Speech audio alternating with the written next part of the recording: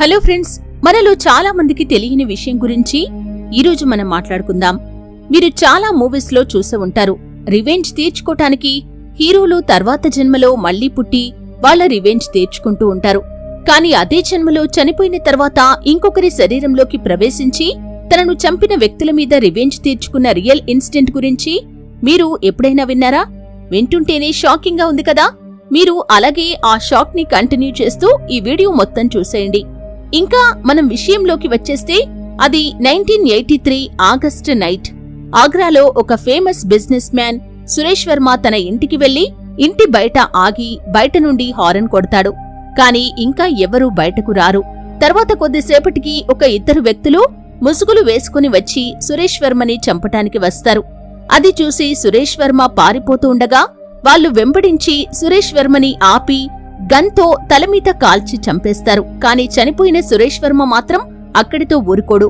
తర్వాత అసలు ఏం జరిగింది, ఆ హంతకులకు బేడీలు ఎలా పడ్డాయి, మళ్లీ మనం ఎక్కడ్నుంచి స్టార్ట్ చేయాలి, ఇవన్నీ ఇంకా డీప్ గా తెలుసుకునే ముందు ఎవరైనా ఈ ఛానల్ కి కొత్తగా వచ్చినట్లయితే ఇప్పుడే మా ఛానల్ ని సబ్స్క్రైబ్ చేసుకోండి. ఎందుకంటే మీ ప్రోత్సాహమే మాకు ఉత్సాహం. So welcome to our channel రహస్య పుస్తకం. సురేష్ వర్మని చంపిన 4 సంవత్సరాల తర్వాత ఆగ్రా నుండి 13 కిలోమీటర్ల దూరంలో ఉన్న ఒక విలేజ్ లో తోరం సింగ్ అనే పిల్లవాడు పుడతాడు. ఆ పిల్లవాణ్ణి అందరూ ముద్దుగా టీటూ అని పిలిచేవారు. 6 అన్నా చెల్లెలలో టీటూనే చిన్నవాడు. సంవత్సరాలు గడిచే కొద్దీ టీటూ సురేష్ వర్మలాగా బిహేవ్ చేసేవాడు. టీటూకి 2 ఇయర్స్ నుండి సురేష్ వర్మలాగా మాట్లాడటం, తనకి ఆగ్రా గురించి అన్ని విషయాలు గుర్తుకు రావటం స్టార్ట్ అయ్యాయి. అలా 4 ఇయర్స్ నుండి అవి ఇంకా ఎక్కువవ్వటం స్టార్ట్ అయ్యాయి. టీటూ అంతా ఆగ్రా గురించి చెబుతూ ఉండేవాడు. తనది ఆ ఊరు కాదని, అక్కడికి ఎలాగైనా వెళ్లాలి అని ఎప్పుడూ అంటూ ఉండేవాడు. టీటూ ఎందుకలా బిహేవ్ చేస్తున్నాడో ఎవరికీ అర్థమయ్యేది కాదు. వాళ్ల నాన్న పని మీద ఆగ్రాకి వెళ్లినప్పుడల్లా టీటూ వాళ్ళ నాన్నని ఆగ్రాకి తీసుకుని వెళ్లమని అడిగేవాడు. కాని వాళ్ళ నాన్న తీసుకుని వెళ్లేవాడు కాదు. అలా చాలాసార్లు జరిగిన తర్వాత ఒకరోజు ఎప్పట్లాగానే టీటూని ఆగ్రాకి తీసుకువెళ్లకుండా వాళ్ళ నాన్న పనిమీద వెళ్లిపోయాడు. అది తెలిసి టీటూ చాలా కోప్పడ్డాడు. ఒక్కడే ఇంట్లో ఉండి అరవటం ఏడవటం చేసేవాడు. అది గమనించి వాళ్ళన్నయ్య అశోక్ తన దగ్గరికి వెళ్లి, ఏమైంది తమ్ముడు, ఎందుకలా ఏడుస్తున్నావు అని అడిగితే అప్పుడు టీటూ తనని ఆగ్రాకి తీసుకువెళ్లమని, తనది ఆగ్రా అని, ఆ ఊర్లో తనకి ఒక రేడియో షాప్ కూడా ఉందని, తన భార్య పేరు ఉమావర్మ అని కూడా అశోక్ తో చెప్తాడు. ఆ మాటలు విన్న అశోక్ తర్వాత ఆగ్రాకి వెళ్లి టీటూ చెప్పినట్టు సేమ్ లొకేషన్ సేమ్ స్ట్రీట్ కి వెళ్లి చూస్తే అక్కడ సురేష్ రేడియో పేరుతో ఒక రేడియో షాప్ ఉండటం చూసి ఆశ్చర్యపోతాడు. ఆ రేడియో షాప్ లోపలికి వెళ్లి చూస్తే అక్కడ ఒక ఆవిడ ఉంటుంది. ఆవిడ పేరు ఉమావర్మ, అంటే సురేష్ వర్మ భార్య. ఆమెను చూసి అశోక్ ఆశ్చర్యపోయి ఆమెకు జరిగిందంతా చెబుతాడు. ముందు ఆమె అశోక్ ని నమ్మకపోయినా తర్వాత అశోక్ ఇంకా అలాగే చెప్తూ ఉంటే ఆ మాటలకి ఉమావర్మ ఆశ్చర్యపోయి తన భర్త నిజంగా మళ్లీ ఒక పిల్లవాడి రూపంలో వచ్చాడా లేదా, అది ఎంతవరకు నిజం లేకపోతే అబద్ధమా అని తెలుసుకోటానికి ఆమె కుటుంబాన్ని తీసుకుని అశోక్ తో పాటు తర్వాత రోజు టీటూ వాళ్ల విలేజ్ కి వెళ్తుంది. వాళ్ళ ఇంటి దగ్గర దిగగానే టీటూ ఉమావర్మని చూసి, నువ్వేంటి మారుతి కార్లో వచ్చావ్, నా కారేది అని అడుగుతాడు. అది విన్న ఉమావర్మకి నిజంగా సురేష్ మళ్లీ పుట్టాడా అనే సందేహానికి జవాబు దొరకటం స్టార్ట్ అవుతుంది. టీటూతో ఉమా ఇంకా ఎన్నో మాట్లాడి వాళ్ళ పేరెంట్స్ ని కూడా టీటూ గురించి అడుగుతుంది. వాళ్ళు చెప్పినవి అన్నీ విని ఆమె సురేష్ మళ్లీ పుట్టాడు అని నమ్మటం స్టార్ట్ చేస్తుంది. వాళ్ళ పేరెంట్స్ కి ఇవన్నీ నమ్మటం చాలా కష్టంగా అనిపిస్తుంది. ఆ సంఘటన జరిగిన తర్వాత సురేష్ వర్మ టీటూలా మళ్లీ పుట్టాడు అన్న విషయం అందరికీ తెలిసి ఊరంతా మొత్తం ఆ విషయం గురించి మాట్లాడుకుంటూ ఉంటారు. అలాగే అందరూ దీన్ని నమ్ముతూ ఉంటారు. రేడియోలో కూడా ఆ విషయం గురించి ప్రస్తావన వస్తూ ఉంటుంది. అలా గవర్నమెంట్ వారికి కూడా ఆ విషయం వెళ్తుంది. తర్వాత యూనివర్సిటీ ఆఫ్ ఢిల్లీలో రీఇన్కార్నేషన్ మీద స్టడీ చేస్తున్న యాంటోనియా మిల్స్ వరకు ఆ విషయం వెళ్తుంది. అయాన్ స్టెవెన్షన్ కూడా 1925 లో జరిగిన శాంతిదేవి పునర్జన్మ గురించి స్టడీ చేశారు. అలా వాళ్ళిద్దరూ టీటూ గురించి రీసెర్చ్ చేసే టైంలో అతని తీరును తెలుసుకుని వాళ్ళు ఆగ్రాకి వెళ్తారు.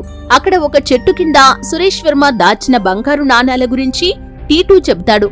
అది నిజమేనా అని అక్కడ ఆ చెట్టు కింద తవ్వి చూస్తే ఆ నాణాలు అక్కడ ఉంటాయి. సురేష్ వ్యాపారం చేస్తున్నప్పుడు ఆ నాణాలు ఎవరికీ తెలియకుండా సంపాదించినవి, వాటి గురించి ఎవరికైనా తెలిస్తే ప్రమాదమని ఆ చెట్టు కింద దాచిపెడతాడు. తర్వాత టీటూ కూడా సేమ్ సురేష్ వర్మ లాగే బిహేవ్ చేయటం, అలాగే మాట్లాడటం ఇవన్నీ గమనిస్తూ ఉంటారు. అలా ఒకరోజు యాంటోనియా మిల్స్ టీటూని తీసుకుని గాజుల షాప్కి వెళ్తుంది. అక్కడ ఆ షాపతను ఆమెను డబ్బులు అడగటం విని టీటూ ఆమెనే నువ్వు డబ్బులు అడుగుతావా లేకపోతే గన్ తీసుకుని కాల్చమంటావా అని బెదిరిస్తాడు. ఇవన్నీ చూసిన తర్వాత వాళ్ళు సురేష్ వర్మ మళ్లీ పుట్టాడని నమ్ముతారు. టీటూ కూడా సురేష్ వర్మ గురించి ఎన్నో విషయాలు చెబుతూ ఉంటాడు. అలా ఒకరోజు టీటూ సురేష్ వర్మ హత్య గురించి నిజాన్ని చెబుతాడు. ఇంకా అందరూ ఆ విషయాన్ని విని ఆశ్చర్యపోయి ఆ విషయాన్ని కోర్టు వరకు తీసుకెళ్తారు. కోర్టులో ఎప్పుడూ జరగని విధంగా ఫస్ట్ టైం 4 ఏళ్ల పిల్లాడు బోనులో నిల్చుని వాదించటం జరిగింది. కోర్టులో టీటూ సురేష్ వర్మతో బిజినెస్ చేసే తన ఫ్రెండ్సే తనని చంపారని చెప్తాడు. ఇంకా ఎన్నో విషయాలు కోర్టుకి టీటూ చెప్తాడు. ఇది విని కోర్టు అవన్నీ నోట్ చేసుకుంటుంది. దాంతోపాటు టీటూ చెప్పినవి అన్నీ నిజమే అని నిరూపించడానికి యాంటోనియా మిల్స్ కూడా తన రీసెర్చ్ పేపర్స్ ని కోర్టులో సబ్మిట్ చేస్తుంది. అందులో టీటూ బర్త్ మార్క్స్ గురించి ఉంటుంది. టీటూకి కరెక్ట్ గా సురేష్ వర్మని గన్ తో కాల్చిన దగ్గర ఒక బర్త్ మార్క్ ఉంటుంది. హిందూయిజంలో కూడా బర్త్ మార్క్ గురించి ప్రస్తావించబడి ఉంది. అందులో ఎవరైనా మళ్లీ జన్మను ఎత్తితే వాళ్ల పూర్వజన్మలో తగిలిన ఏవైనా దెబ్బలు ఉంటే అవి బర్త్ మార్క్స్ రూపంలో ఉండిపోతాయని ఉంది. ఈ విషయాన్ని కూడా పరిగణలోకి తీసుకుని కోర్టు ఇంకా ఆ కేసులో ముందుకు వెళ్తుంది. కాని జస్ట్ ఆ విషయాలను పరిగణలోకి తీసుకుని కోర్టు ఎలా నమ్ముతుందని అందరూ అనుకుంటూ ఉండేవారు. దానికి ఆన్సర్ దొరికేలా చేసింది టీటూ పుట్టిన తేదీలు. టీటూ పుట్టింది 10th డిసెంబర్ 1983లో అని వాళ్ళ అమ్మ వాళ్ళు చెప్పారు. కానీ టీటూ పుట్టిన ఇయర్ 1982 అని హాస్పిటల్లో ఉంది. అఫీషియల్ రికార్డ్స్ ప్రకారం సురేష్ వర్మని చంపింది 28th ఆగస్టు 1983 అని. ఇది చూసిన తర్వాత సురేష్ వర్మ మళ్లీ పుట్టాడు అనేది మొత్తానికే అబద్ధం అని అందరూ అనుకుంటున్న టైంలో ఇంకొక విషయం వెలుగులోకి వచ్చింది. అదే రీప్లేస్మెంట్ రీఇన్కార్నేషన్. దాని ప్రకారం ఎవరైనా చనిపోతే ఆ ఆత్మ ఇంకొకరి శరీరంలోకి వెళ్తుంది. కానీ ఇక్కడ డేట్స్ చూసుకుంటే టీటూ పుట్టింది 1982లో, సురేష్ వర్మని చంపింది 1983లో. ఇదెలా సాధ్యం అని ఆలోచిస్తే జేమ్స్ మ్యాథ్లాక్ ఇలాంటి విషయాలు రేర్గా జరుగుతాయని చెప్పారు. అంటే సురేష్ వర్మ చనిపోయిన తర్వాత 1 సంవత్సరానికి సురేష్ వర్మ ఆత్మ బ్రతికున్న టీటూ ఆత్మని రీప్లేస్ చేసి టీటూ శరీరంలోకి ప్రవేశించింది. అలా సురేష్ వర్మ మళ్లీ పుట్టారు అని రీసెర్చ్ లో తేలింది. దీన్ని హిందూయిజంలో పరకాయ ప్రవేశం అని కూడా అంటారు. ఇవన్నీ నిరూపించబడిన తర్వాత కోర్టు ఈ విషయాలన్నింటినీ పరిగణలోకి తీసుకుని చంపిన వాళ్ళకి శిక్ష పడేలా చేసింది. కాని ఇదంతా డబ్బులు సంపాదించుకోటానికి టీటూ వాళ్ల అమ్మానాన్నలే ఇదంతా చేయించారని అందరూ చెప్పుకోవటం స్టార్ట్ చేశారు. నిజంగా వాళ్ల అమ్మానాన్నలే అలా టీటూతో నాటకం వేయించుంటే టీటూకి సురేష్ వర్మ గురించి ఎలా తెలుస్తుంది? దీని గురించి మీరేమంటారు ఫ్రెండ్స్? దీని గురించి మీకేమనిపిస్తుందో కింద కామెంట్స్ లో మెన్షన్ చేయండి. ఈ వీడియో మీకు నచ్చితే లైక్ చేయండి, అలాగే షేర్ చేయండి. మా ఛానల్ ని ఇప్పటి వరకు సబ్స్క్రైబ్ చేసుకోకపోతే ఇప్పుడే సబ్స్క్రైబ్ చేసుకుని పక్కనే ఉన్న బెల్ ఐకాన్ ని కూడా కొట్టేస్తే మేం వీడియో ఇలా పెట్టగానే మీకు నోటిఫికేషన్ అలా టంగుమని వచ్చేస్తుంది. స్టే ట్యూన్ టు రహస్య పుస్తకం. Tata, bye bye.